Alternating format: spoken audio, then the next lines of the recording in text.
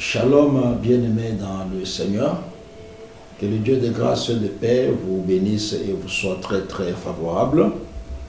Nous allons commencer une série d'enseignements, d'exhortations, de prédications en ligne pour 15 minutes, ne fût-ce qu'une fois par semaine. Ces enseignements ne manqueront pas de vous bénir. Aujourd'hui, nous allons parler sur le déchirement des cieux et la descente de l'Éternel. Nous lisons Ésaïe chapitre 64.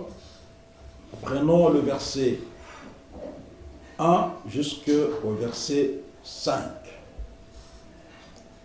Oh, si tu déchirais les cieux et si tu descendais, les montagnes s'ébranleraient devant toi. Comme s'allume un feu des bois secs, comme s'évapore l'eau qui bouillonne. Tes ennemis connaîtraient ton nom, et les nations trembleraient devant toi. Lorsque tu fis des prodiges que nous n'attendions pas, tu descendis, et les montagnes s'ébranlèrent devant toi.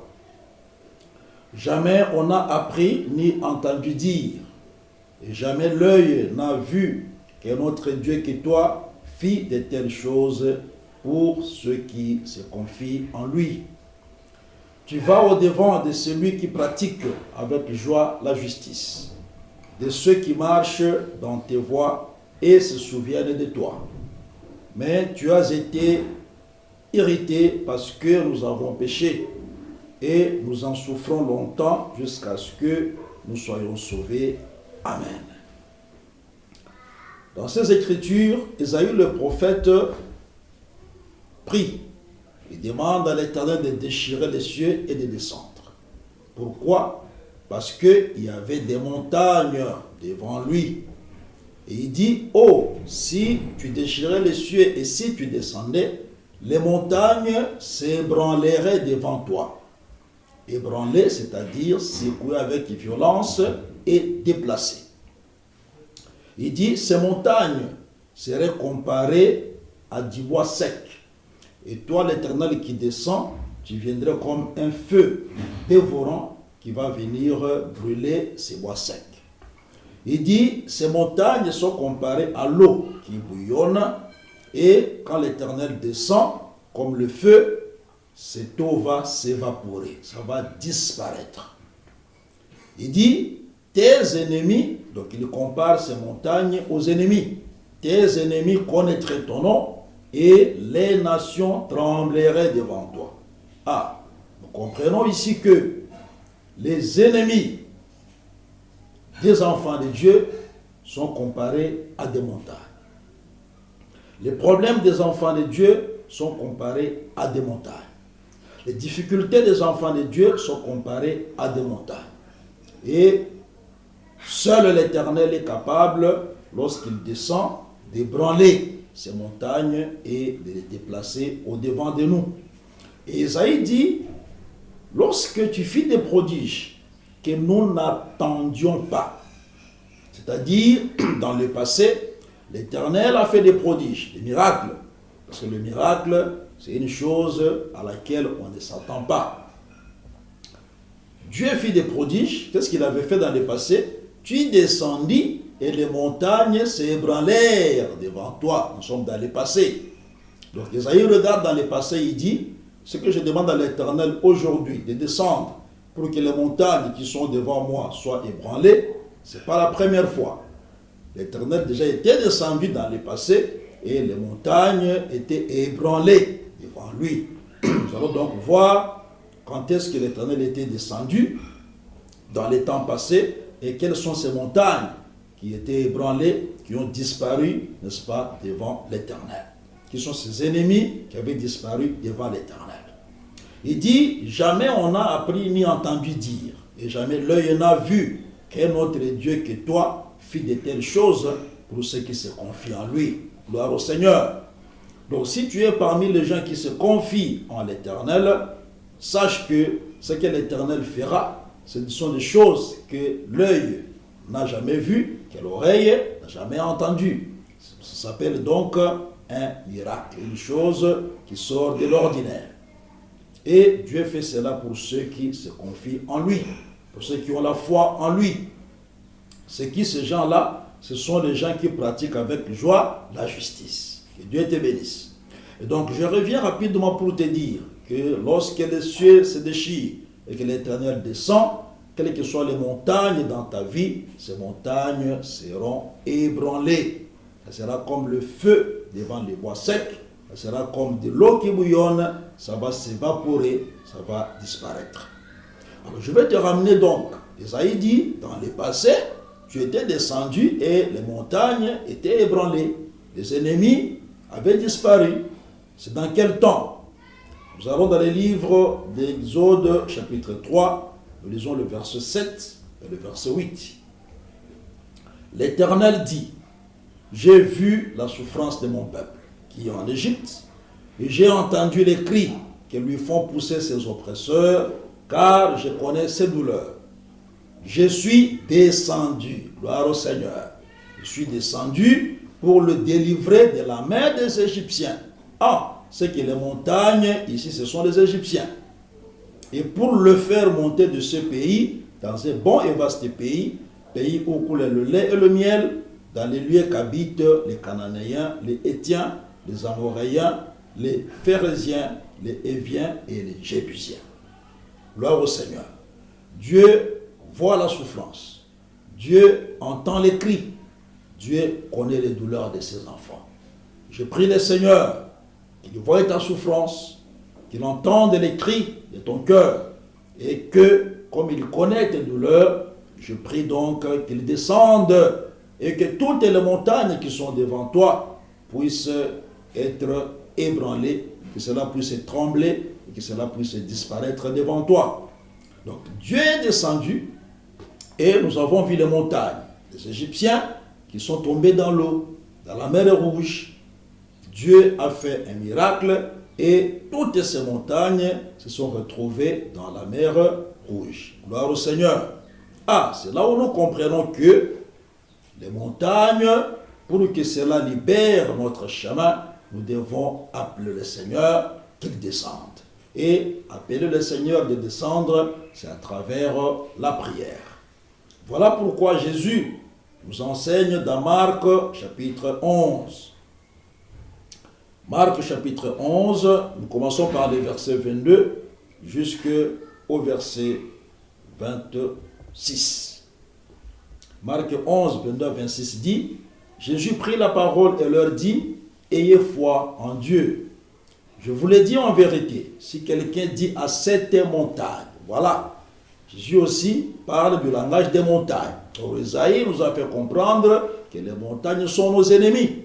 Et nous avons vu les montagnes comme les ennemis égyptiens, Dieu les a mis dans la mer. Et Jésus prend le même langage, il dit, je vous l'ai dit en vérité, si quelqu'un dit à cette montagne, ôte-toi de là et jette-toi dans la mer, et s'il ne doute point en son cœur, mais croit que ce qu'il dit arrive, il le verra s'accomplir.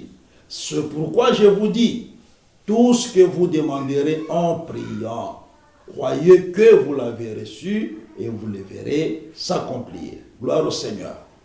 Et lorsque vous êtes debout, faisant votre prière, si vous avez quelque chose contre quelqu'un, pardonnez, afin que votre Père qui est dans les cieux vous pardonne aussi vos offenses. Mais si vous ne pardonnez pas, votre Père qui est dans les cieux ne vous pardonnera pas non plus vos offenses.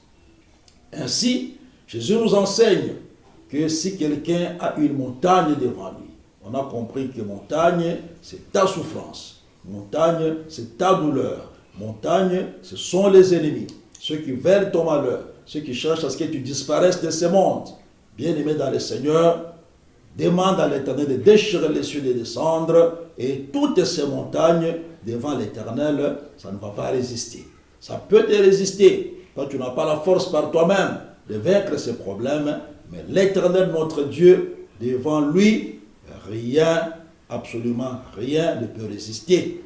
C'est pourquoi il dit dans sa parole, j'agirai, qui s'y opposera. Gloire au Seigneur. Jésus nous dit que les montagnes sur notre chemin ne manqueront pas. Mais celui qui a la foi et qui a la vie de la prière, il dira à la montagne, sors de mon chemin, va dans la mer. C'est le même mouvement qu'on a vu. Dieu va déplacer la montagne et la jeter dans la mer, comme il avait fait, n'est-ce pas, avec les enfants d'Israël, et les Égyptiens se retrouvaient dans la mer. Cette même chose, le Seigneur le dit dans le livre des Psaumes 144. Psaume 144, lisons le verset 5. On va s'arrêter au verset 9.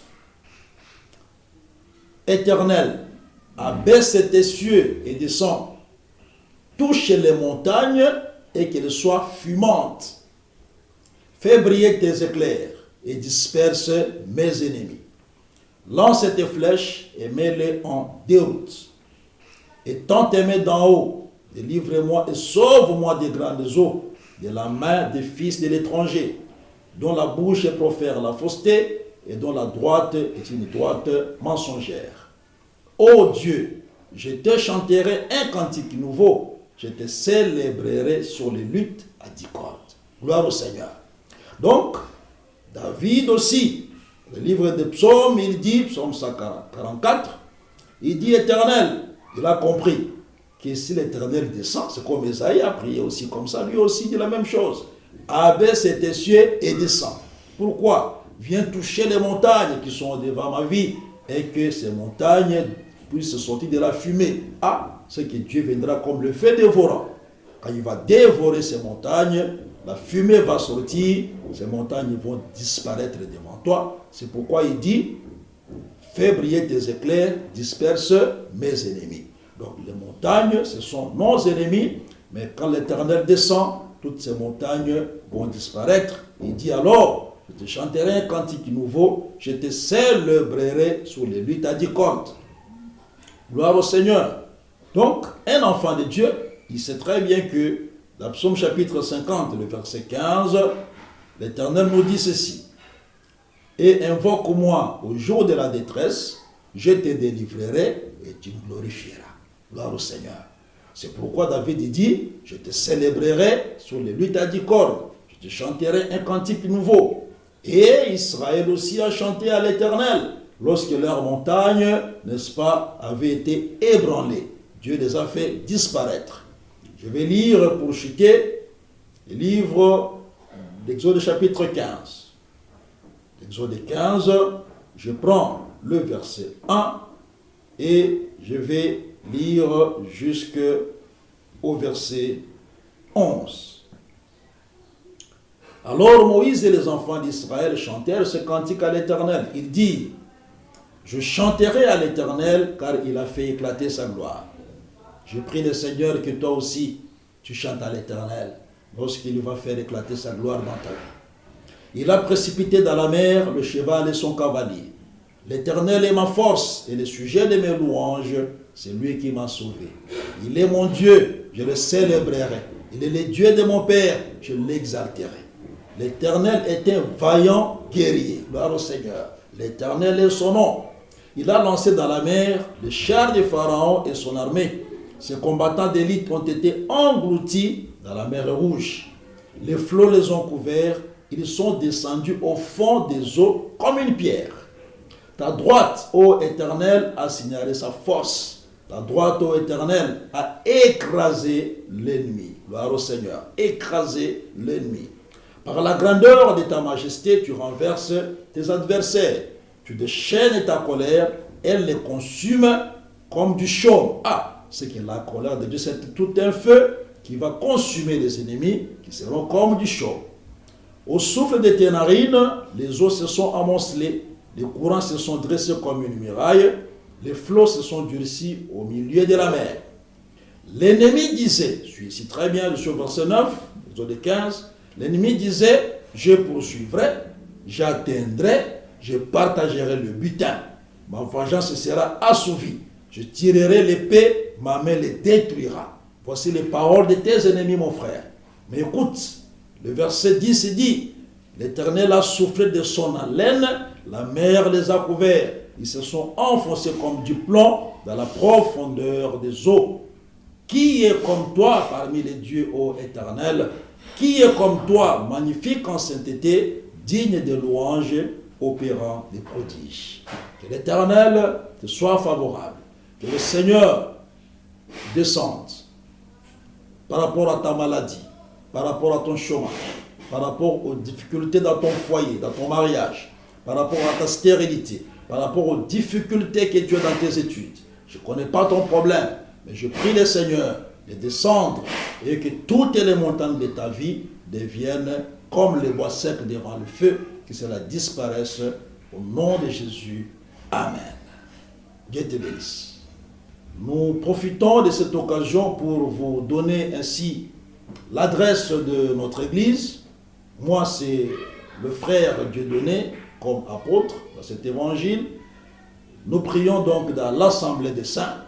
Nous sommes ici à Uvira, juste derrière la Régie des eaux à Nyamianda.